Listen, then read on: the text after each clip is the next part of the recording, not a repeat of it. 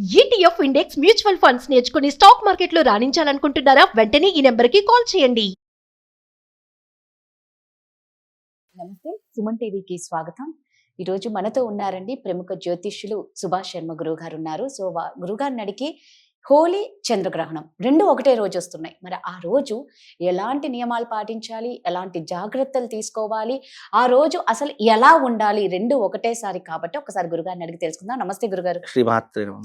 First ఈ హోలీ, చంద్రగ్రహణం అనేది ఇది మొదటిసారేమో కదా గురుగారు? అవునమ్మా, ఇదే మొట్టమొదటిసారి. ఈ కన్ఫ్యూజన్ చాలా మందికి ఉంది. ఇప్పుడు గ్రహణము ఓ పక్క, హోలీ అంటేనే నవ వసంతాలు పండించేది, రంగులు చల్లుకుంటూ ఉల్లాసంగా ఉంటారు. బట్ ఎప్పుడు ఆడాలి?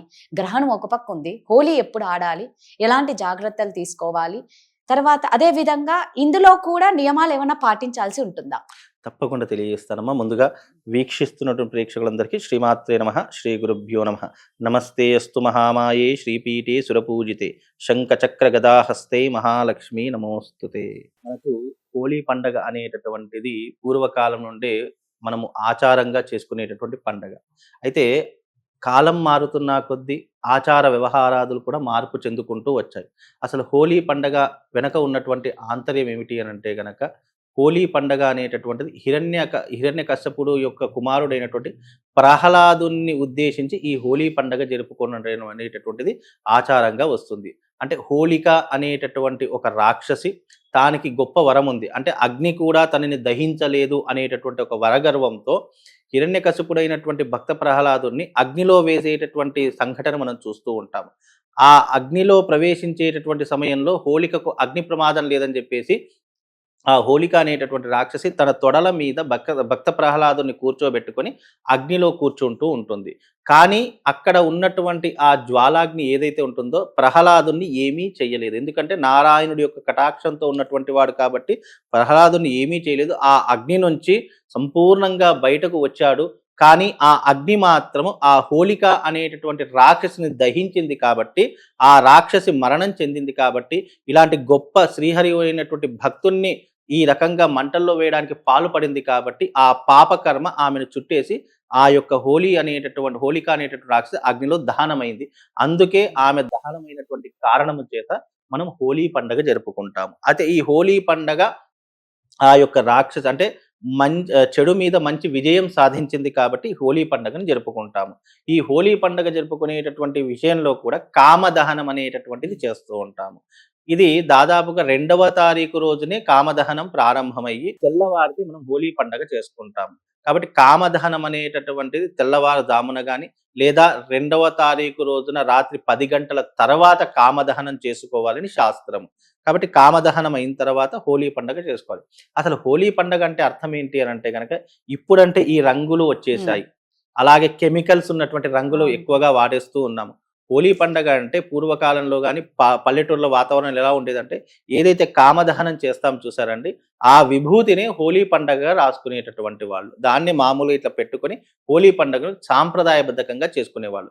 ఆ హోలీ పండుగలో కూడా కామదహనంలో కూడా చాలా మట్టుకు గుర్తుపెట్టుకోవాలి.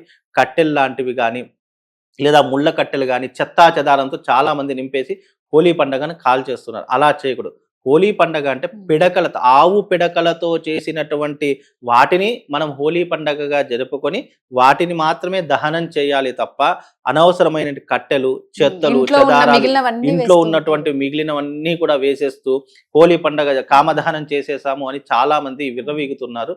అలా ఎప్పటికీ అది పాప కార్యంతో సమానము.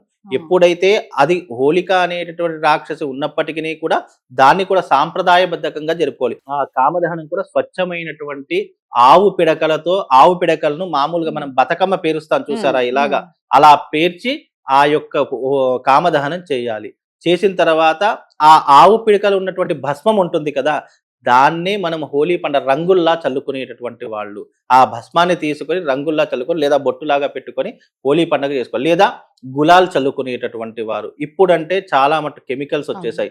చాలా మంది ఆ గుడ్లు, టమాటోలు అన్నీ కొట్టుకొని దీన్ని ఒక వికృతంగా చేసేస్తూ ఉన్నారు. దానివల్ల చాలా మంది ప్రాణాలు కూడా కోల్పోయేటటువంటి పరిస్థితులు ఏర్పడుతున్నాయి. ఫ్రెండ్షిప్ అనేటటువంటి ముసుగులో ఏదైనా చేయవచ్చులే అని చెప్పేసి పోయిన సంవత్సరం కూడా అలాగే ఎన్నో రకాలైనటువంటి ప్రాణ త్యాగాలు జరిగాయి.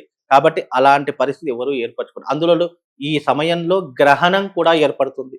కాబట్టి గ్రహణం ఏర్పడేటటువంటి సమయంలోనే ఈ యొక్క హోలీ పండుగ వచ్చింది కాబట్టి ఇంకా ఎన్నో రకాలైనటువంటి అకృత్యాలు జరుగుతూ ఉంటాయి. మనుషులు ప్రాణాలు కోల్పోయేటటువంటి ప్రాణాంతకమైనటువంటి విధులు జరిగేటటువంటి అవకాశాలు ఉంటాయి. కాబట్టి కాస్త జాగ్రత్తగా ఉండాలి. ఎవరైనా సరే హోలీ పండగ సాంప్రదాయబద్ధకంగా చేసుకోండి. చాలా మట్టుకు పల్లెటూరులో ఏం చేసేవారంటే ఒక 20-30 పిడకలను తెచ్చేసి ఇంటి ముందరే కామదహనం చేసేసి ఆ కామదహనంలో ఏం చేసేవారంటే ఎండు కుడకలు ఉంటాయి కదా, ఆ ఎండు కుడకలను కాల్చి దాన్ని ప్రసాదంగా స్వీకరించేటటువంటి అవకాశాలు ఉంటాయి. ఆ కాలినటువంటి భస్మం ఉంటుంది కదా, దాన్నే నీళ్ళల్లో కానీ లేదా అలాగే పొడి భస్మాన్ని కానీ కొద్ది కొద్దిగా చల్లుకొని పండగను ఆనందంగా జరుపుకునేటటువంటి పరిస్థితులు ఉండేవి. కానీ ఇప్పుడున్నటువంటి ఈ కాల పరిమితిలో అనేక మార్పులు వచ్చేసాయి. కాబట్టి కొంచెం జాగ్రత్తగా ఉండండి. రెండో విషయం ఏంటంటే గ్రహణ సమయము కాస్త జాగ్రత్తగా ఉండాలి. అలాగే ఈ సమయంలో ముఖ్యంగా ప్రతి ఒక్కరూ కూడా నారాయణ మంత్రాన్ని జపించడము, అలాగే విష్ణు సహస్రనామ పారాయణం చేయడము చాలా శుభాన్ని ఇస్తుందమ్మా. ఎవరి ఇంట్లోనైనా నెగిటివ్ ఎనర్జీ ఉన్నా లేదా ఎవరి ఇంట్లోనైనా కూడా ఏదైనా ఇబ్బందులు జరుగుతున్నా, ఆర్థిక బాధలున్నా లేదా మానసికంగా శారీరకంగా ఏదైనా ఇబ్బందులున్నా ఈ హోలీ పండుగ ఈ పౌర్ణమి రోజున వీలైనంత వరకు విష్ణు సహస్రనామ పారాయణం చేసుకునే ప్రయత్నం చేయండి. తద్వారా ఈ యొక్క హోలీ పండగ పౌర్ణిమ, అందులోనూ దాని యొక్క పుణ్య ఫలితం మీకు కలుగుతుంది. ఈ హోలీ పండగ రోజున వీలైతే నారాయణుని యొక్క మంత్రం చదువుకునేటటువంటి ప్రయత్నం చేయండి. లేదా మంత్రం రాదండి అని అనుకుంటే చదువుకోలేనటువంటి వారు ఉంటే ఓం నమో నారాయణ అనే అష్టాక్షరి మంత్రాన్ని జపం చేసుకోండి. తద్వారా విశేషమైనటువంటి పుణ్య ఫలితం కలుగుతుంది. కాబట్టి ఈ కామదహనాన్ని హోలీ పండగను చాలా జాగ్రత్తగా జరుపుకోండి. అలాగే ఆ రోజున గ్రహణం ఉంది కాబట్టి పట్టు విడుపు స్నానాలు తప్పకుండా ఆచరణ చేసుకోండి. ఎవరైనా సరే చిన్న పిల్లల దగ్గర నుంచి పెద్ద పిల్లల వరకు చెప్తున్నాను, జాగ్రత్తగా చేసుకోండి. లేదు అని అంటే ప్రాణాలు కోల్పోయే అవకాశాలు కూడా ఏర్పడతాయి. బికాజ్ ఏంటి అని అంటే గనక చంద్రగ్రహణము రోజున హోళిక అనేటటువంటి రాక్షసి యొక్క దహనం జరిగినటువంటి సమయం కూడా ఏర్పడుతుంది. కాబట్టి ఆ సమయంలో మనుషుల యొక్క మనస్తత్వం కావచ్చు, మానసికం కావచ్చు, వికృతంగా చేసేటటువంటి అవకాశాలు మనం చేయాల్సిన అవసరం ఆటోమేటిక్గా నేచర్ చేంజ్ చేసేస్తూ ఉంటుంది. ఎందుకంటే మనిషి మెదడు మారాలన్నా, నేచర్ మారాలన్నా ఏదైనా ఈ యొక్క నేచర్ మీదనే ఆధారపడి ఉంటుంది. ఆ నేచర్లో హోళిక అనేటటువంటి రాక్షసి యొక్క స్వభావాలు, గుణాలు కూడా కలిసి ఉంటాయి. కాబట్టి మనుషులు ఏ రకంగా మారుతారో తెలియదు. కాబట్టి అందులోనూ పండగలంటే చాలా మంది తాగడము, తినడము ఇవే ఆచరించేటటువంటి పద్ధతులు ఏర్పడ్డాయి. అందులోనూ మన దగ్గర ఇంకా చాలా ఎక్కువగా ఉంటుంటాయి. తాగిన మత్తులో ఎవరు ఏం చేస్తారో కూడా అర్థం కానటువంటి పరిస్థితులు ఉంటాయి. కాబట్టి దయచేసి హోళికా పండగ అనేటటువంటిది, హోలీ పండగ చాలా జాగ్రత్తగా జరుపుకునే ప్రయత్నం మీరందరూ కూడా దీన్ని ఆనందంగా జరుపుకొని ఈ పండగను ఇంకా 10 రోజులు చెప్పుకునేలా ఉండాలి తప్ప దీని గురించి బాధపడాలి అనేటటువంటి ఆలోచన రాకుండా జరుపుకునే ప్రయత్నం చేయండి. అలాగే 12 గంటల వరకే జరుపుకోండి. అలాగే చాలా మట్టుకు ఈ సమయంలో అందరూ జాగ్రత్తగా ఉండే ప్రయత్నం చేస్తే, ముఖ్యంగా గర్భిణీ స్త్రీలు భోజనాది క్రతువులు కూడా 10 గంటల లోపే నియమాన్ని పూర్తి చేసుకోవాలి. 10 దాటితే ఏమీ తినకూడదు. అలాగే సాయంత్రం 6:27 తర్వాత గ్రహణం విడుస్తుంది. కాబట్టి దీని తర్వాత ఇల్లు శుభ్రం చేసుకొని మళ్ళీ కొత్త వంటకాలు చేసుకొని పాతవన్నీ పడేసేయాలి. లేదు అంటే ఇంట్లో ప్రతి ఒక్క దగ్గర దర్భ వేసుకోవాలి. దర్భ వేసుకుంటే అవి శుచిగా ఉన్నట్టే, దాన్ని మళ్ళీ శుభ్రపరచుకోవాల్సిన అవసరం లేదు. ఏవైతే శుభ్రపరచుకోవాల్సిన వస్తువులు ఉంటాయో దాని మీద శుభ్రం చేసుకోండి. మిగతా వాటి అన్నిటి మీద దర్భ వేసి పెడితే అది శుచిగా శుభ్రతగా ఉంటుంది. అలాగే భగవత్ అనుగ్రహం పొందాలన్నా ఆ నారాయణుడి యొక్క జపం చేసుకోండి, సరిపోతుంది. గురుగారు చెప్పినట్లు చాలా జాగ్రత్తగా సాంప్రదాయబద్ధంగా పాటించండి, అంతా మంచి జరుగుతుంది. ఏ మాత్రం తేడా చేసినా మనమే చాలా ఇబ్బందుల్లో గురవుతాం. ధన్యవాదాలు గురుగారు.